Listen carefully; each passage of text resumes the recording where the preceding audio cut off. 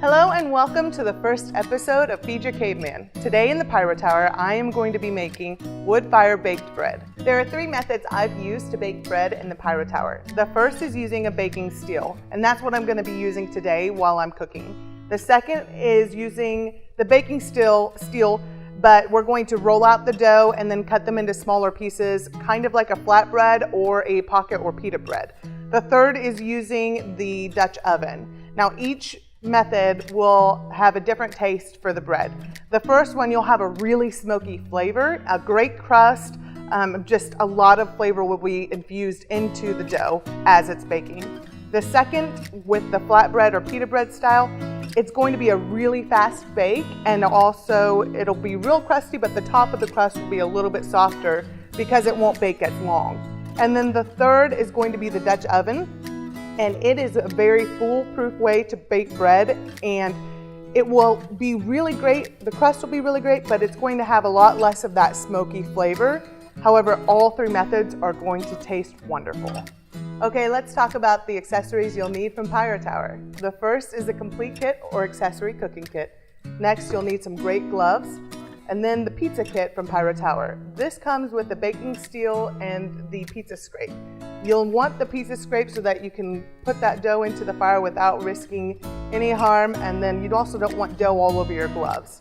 All of the links to these items will be down below the video, so feel free to check those out. The ingredients you'll need include a 1.5 cups of water, a 1/4 teaspoon or 1 packet of active dry yeast, a coarse salt, and 3 cups of flour.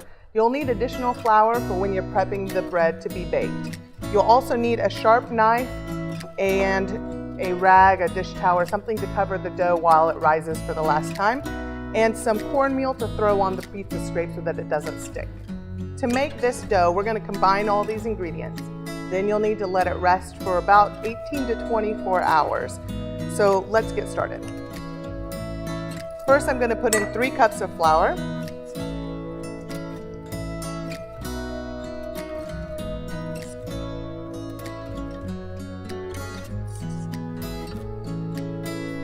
And then I'm going to dump in the dry yeast and salt.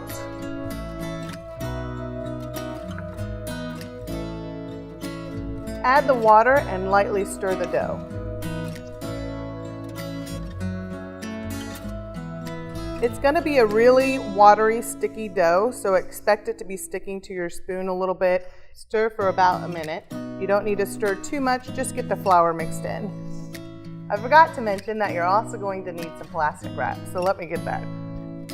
I like the Reynolds Press and Seal because regular plastic wrap is my enemy. And we're going to cover the dough with this wrap and let it set on the countertop for 18 to 24 hours. Now, if you don't have time to make it within 18 to 24 hours, just throw it into your refrigerator, and it can keep in the refrigerator for up to 10 days. And then set it out on your countertop for about 2 hours before you actually start prepping it to bake. All right, so for this taping, I went ahead and made some dough yesterday, and I'm gonna bring that out. I want you all to see what it looks like when I take this the double plastic wrap that I used yesterday, actually.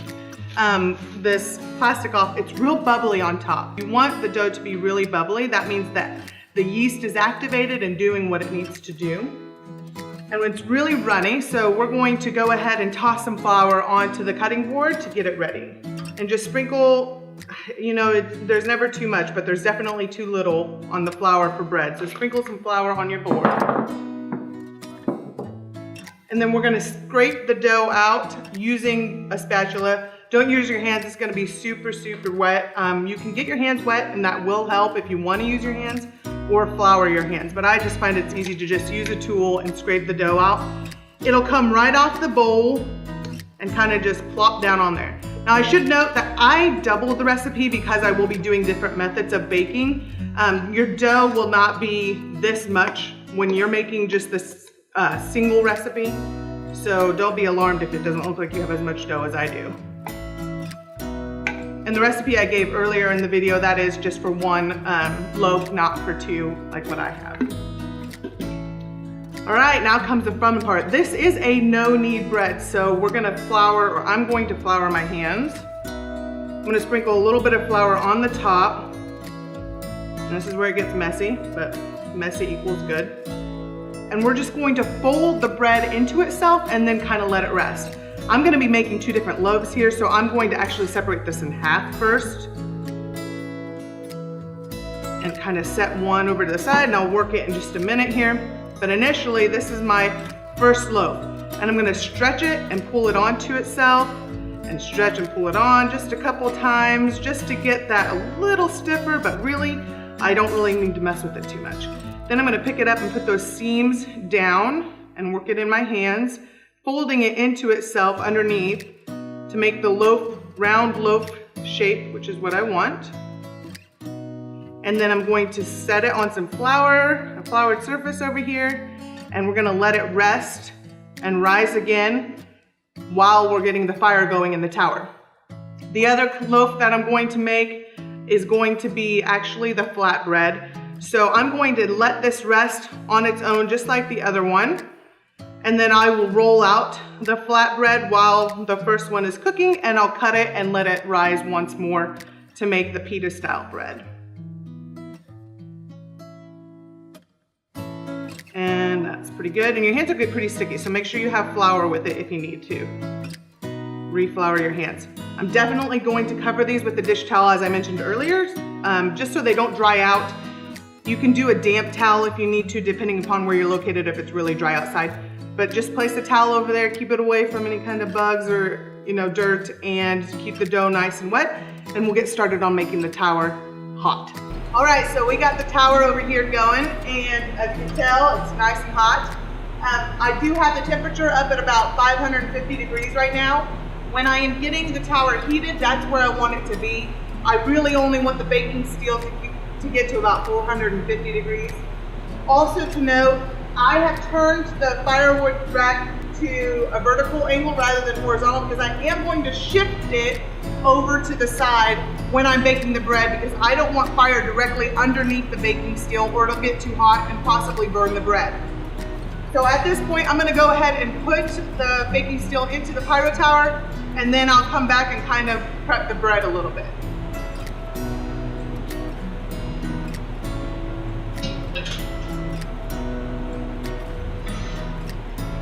What you can see right now is I'm going to put the baking steel directly over the fire. So I haven't shifted the fire over to the side yet. That's because I do want it to heat up, and it'll heat up pretty quickly.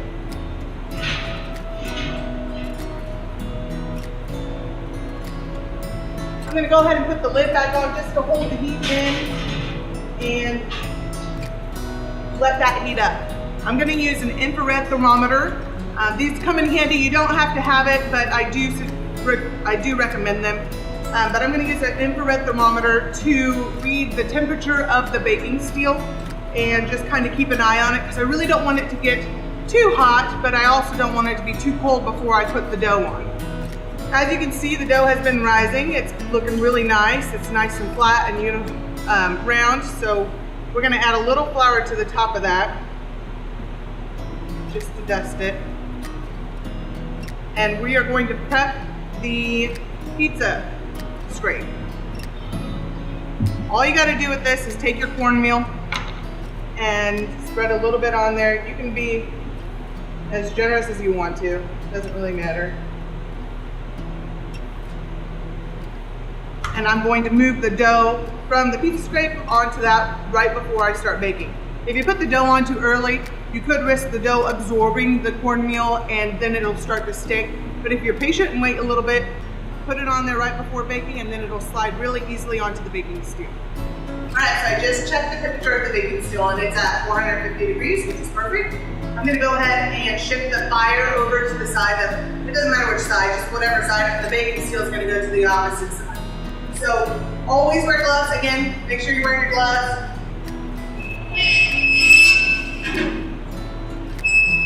And there's plenty of room at the bottom of that baking part of the Pyro Tower to just shift it over, which is awesome, because now I have eating zones. I'm also going to prep my bread right now, and then I'll adjust the baking steel and start baking the bread. So So we have this loaf that's been rising and it looks awesome.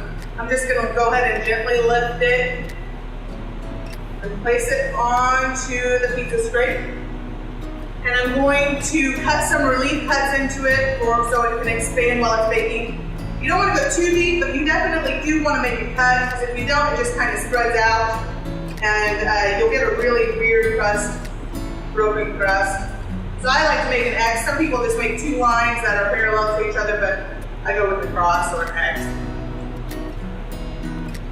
Make sure you have a sharp knife, because that dough is difficult to cut if you don't have a sharp knife. I'm going to go ahead and put my loaves back on.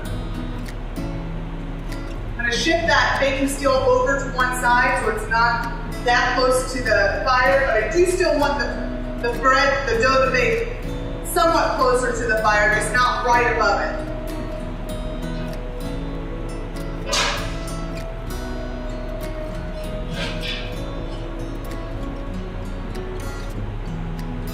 Alright, so I've shifted the baking steel over to the opposite side of where the fire is. And now I'm just going to use this pizza scrape and I'm going to throw that dough on top of that baking steel to start baking. I'm going to put the dough closer to the fire side for the initial portion of the bake, and as it's baked a little bit, I'm going to go ahead and turn it, and I'll start moving it closer to the other side just so that it doesn't cook or bake too fast and start to burn. But we do want a good crust, so I'm going to start it on the side that's closer to the fire.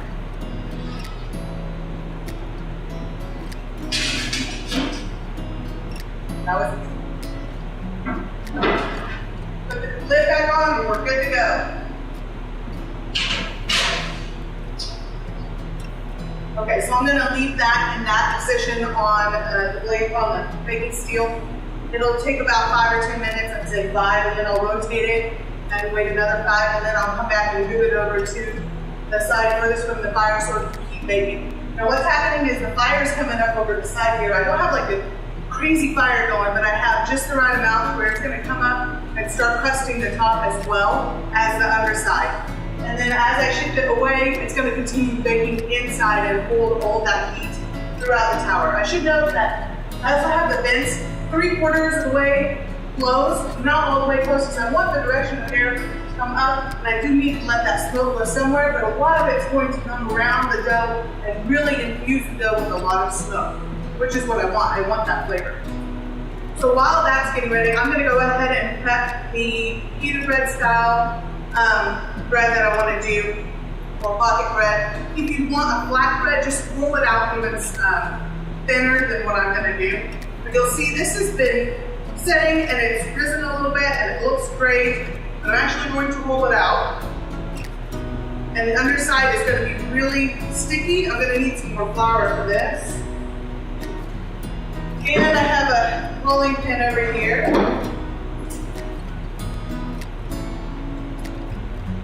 Put a little flour on the top there.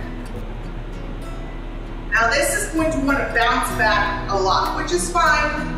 So it might be a little annoying to roll out at first, but it makes for a great pocket bread for stuffing any kind of sandwiches. I love to put different kinds of sandwiches or salads inside. I grew up with pita bread, so it's one of my favorite things. This is not exactly pita bread, but it is a style of pita bread, I guess. You'll see some air pockets. I actually like those because that means it's going to bubble up really well when I bake it, and it's going to be a great pocket, really good texture. So it's not a very thin rollout. It's about, I'd say 1/4 inch, 1/2 inch. And then I need my little cutter. I'm going to cut some circles here, add a little flour, so I can set them off to the side. Because they are going to rise again in this form. Now, this is the shape I use and the size, but you can get some that are bigger if you want a bigger pita pocket. Just go to your store. My mom often used lids to pots. So you can grab a lid that has a sharper edge, just press down and cut in. Now these are going to bake so much faster. They're seriously going to take maybe 5 to 7 minutes to bake on that baking steel. Because the baking steel is just awesome at using heat into the food that you're making or cooking or whatever, and it does it really quickly, which is just perfect. Especially when I have kids yelling at me saying they want bread right now. A little bit more flour here.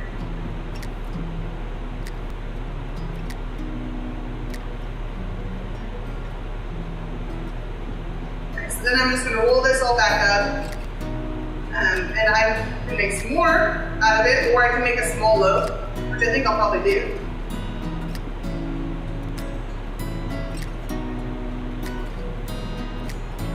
So I'm gonna roll this just like I did the first time. Nothing wrong with that. Make it nice and smooth on the top, and then I'm gonna cover these and let them rise while that other loaf of bread is baking.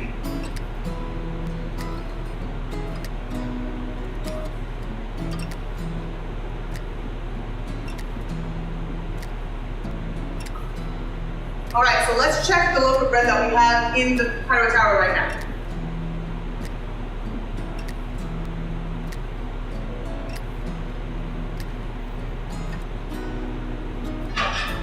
I can already tell there's a good crust forming on the bottom. So I'm gonna go ahead and rotate the bread a little bit so that the side, and I'm gonna add a log actually because I feel like I need more meat. So I'm gonna rotate the bread, and then I'm gonna get that fire going a little bit more for the other side to bake as well.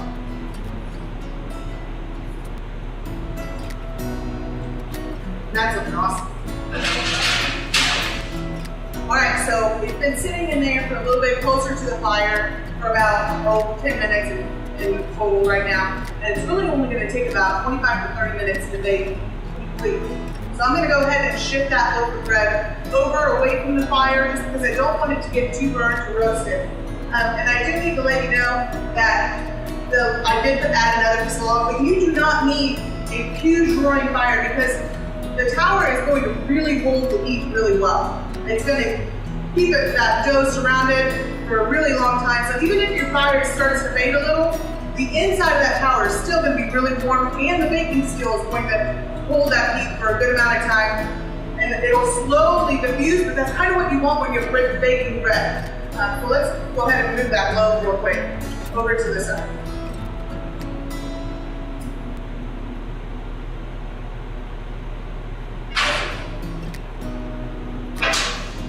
Oh, and it looks so good!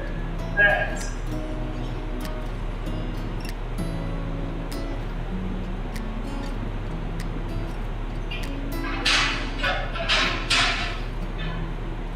Okay, so as you saw, I moved the loaf with my gloves on over to the side away from the fire. I'm still gonna let it keep cooking, keep baking in there until it's completely done. It'll be done when the temperature, I would recommend getting an instant read thermometer or some sort of heat thermometer. When the temperature inside of the dough is 200 to 210 degrees, I'd say 210 is a safer bet. But we're just gonna sit it there and let it bake completely until it reaches that temperature, and it's gonna be so good. It was looking great. All right, so let's check the pita style bread. And they're looking good. They're not gonna rise too much because they are smaller, but they are gonna rise a little bit. I think they need a little more time before I throw them in there. Plus I want to clear off any old cornmeal that's on that baking steel before I put the pita bread in there, just because I don't want it to burn on the bottom of that and give it a weird taste or look. So I'm just gonna wait until this loaf is almost done and cleared off, and then I'll throw these on there and they'll be ready to go. All right, it's time. We're gonna go ahead and all right, it's time. I'm gonna go ahead and take the bread out.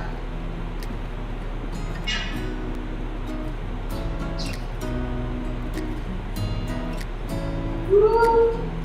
So perfect. Oh my gosh, it's great. So I need to show you real quick though. I'm gonna put the lid back on. Just before.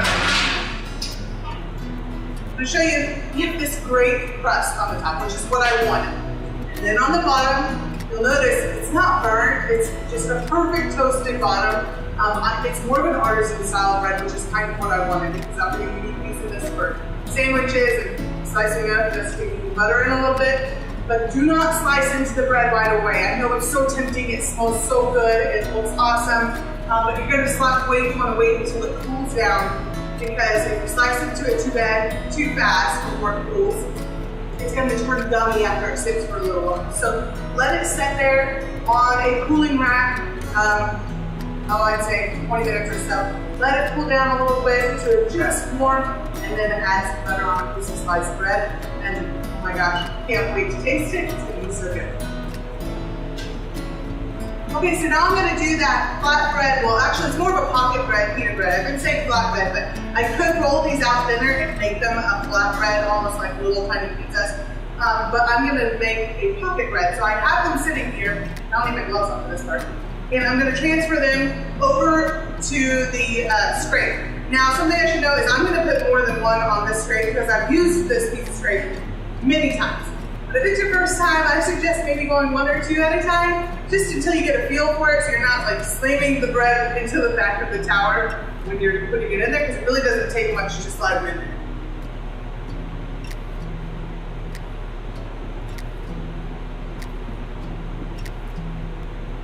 And these definitely don't need to be perfect. As you can tell, some of mine are like football shaped, it doesn't matter. Just get them on there. Three. That's good. And I went ahead and cleaned off the baking steel. I just brushed it off real quick. That cornmeal doesn't stick on there, doesn't burn on there. It'll just brush off, and I pushed it over into the fire. And then I'm going to throw these on there so there's no leftover cornmeal. There's nothing to interfere with the bread baking. Now, because they bake so quickly, you can almost overbake them if you put them too close to the fire. So I'm going to try to really put them a little bit further away from the fire. I don't care if they're touching when they're baking. It really doesn't matter. I just want them to get in there and get on the baking steel and start baking, and within about 5 to 7 minutes, they'll be done.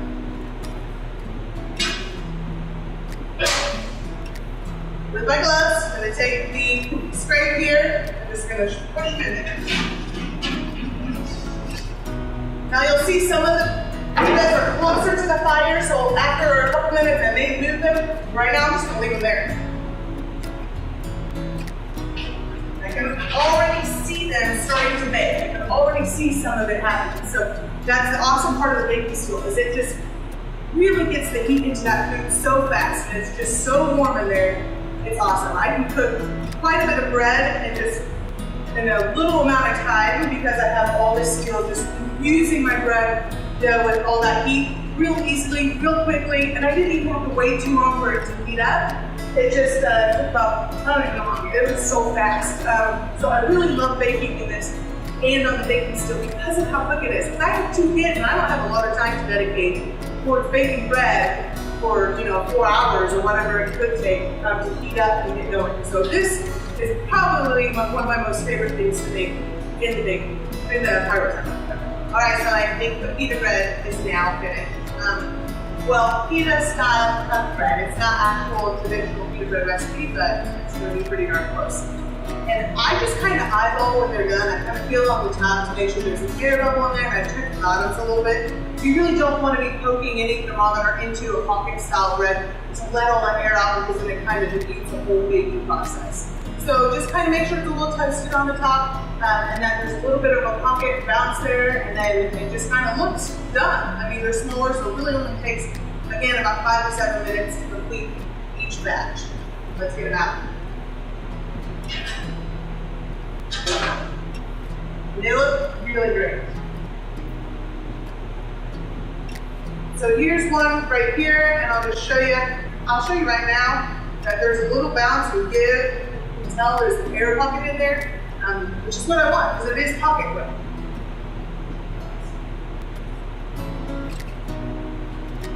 You can use a spatula to get these out, but I just go ahead and grab them with my gloves on because it's a lot faster.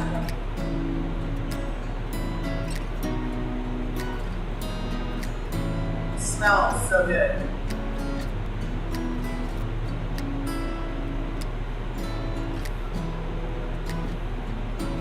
Look how awesome these are. Now, these are a little on the smaller side to be stuffing them with any kind of salad or sandwiches. They're perfect for my children and then also myself. I kind of like them this size. So if you want them a little bit bigger, go ahead and get a cutter that's bigger. Find that little pot lid and make your circles. And then let them rest for a little while, but you can go ahead and eat these more if you want to. So that's the advantage of doing the smaller pieces. You don't really need to wait until they cool down, because I guarantee you can eat the whole thing and it's not going to sit there like the rest of the loaf would sit there after cutting into it. But do let it cool a little bit, because it will be really hot right out of the tower. But they look fantastic. If you're not going to do the Dutch oven bread today, that's going to be another video. Again, check the links for any of our products, the links below on this video, and all of the products used to make this wood-fired baked bread in the Pyro Tower. Until I see you next time, have a great day.